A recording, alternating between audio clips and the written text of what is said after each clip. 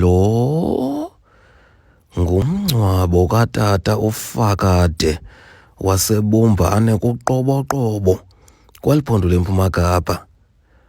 Utata uFakade ebebekho kwikhaya lakhe lokugqibela ngoMgqibelo kule mpelaveki sisuka kuyo.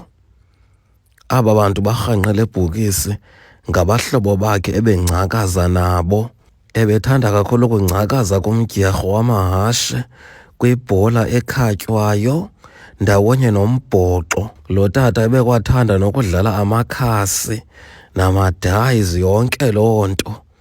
Yiyo loo nto ke ngoku abahlobo bakhe ebesenza lo msebenzi wongcakazo nabo, berhanqa ibhokisi yabedlala iinkatsi apha phezu kwale bhokisi yakhe phambi kokuba ithotywe. Kaloku umntu kuthiwa makangcwatywe ngale ndlela ebeyiyo ngoku ebesaphila. Ukuba ebethanda inkonzo, makuze amarhamente azoshukumisa emngcwabeni wakhe. Iba ibingumntu wesintu, makuze abantu ebehamba nabo kule ndlela bazomngcwaba. Ukuba ibingumntu olirasta, makuze amarasta azoshukumisa emngcwabeni wakhe, njalo njalo. Ndiye ndasondela apha ebhokisini ndabuza utata uFakade njengoba engqengqile nje apha ezawuthotywa kogqunywe, uziva njani nangaba utata badlala iinkatsi apha phezu kwebhokisi yakhe. Uye waphendula utata uFakade ngelizwi lesidumbu, "Ndibhubhile mna ntatheli ndini, ha.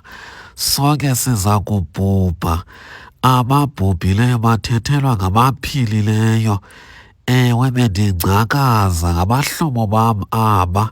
Bendizawubaporhela baphambane ukuba khamandingcwabe njalo, ngoba kaloku yayingumyalelo wam lowo.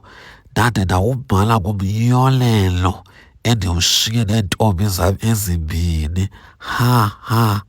Elo ibililizwi lesidumbu likatata uFakade nongcwatywe ngoMgqibelo xa bendimbuza ukuba uziva njani njengoba engcwatywa nje nabatata badlala iinkatsi phezu kwebhokisi yakhe. Bahlonitshwe kakhulu abatata apha eBumbane. Kuyacelwa kuba bangakulinge bagxekwe, kuthiwe badala. Hleze ithi kanti into xa ungayazi ungakulinge uyigxeke. Bukela nje uncome into entle eyenziwe ngootata baseQoboqobo. Kwiintaba ze-CNBC kuChannel 841, ndinguVingcile Isidudla Khabekula. Ndilapha kwindawo yaseBumbane kuQoboqobo kweliphondo leMpuma Kapa. Ndizokuandastenda ukuba umngcwabo katata uFakade uhambe njani, kwaye abantu bakuQoboqobo baziva njani bona njengoba abatata bedlala iinkatsi phezu kwale bhokisi.